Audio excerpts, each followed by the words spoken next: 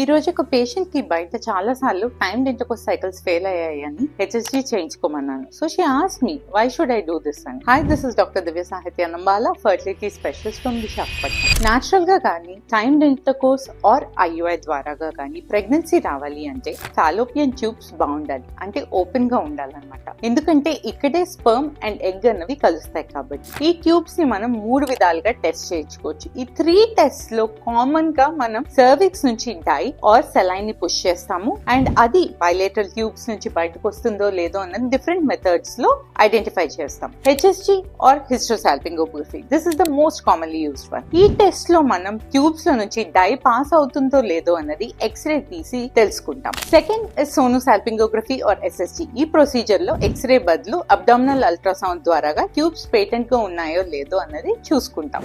Third is laparoscopy, the gold standard. దీనికి మనం anaesthesia ఇచ్చి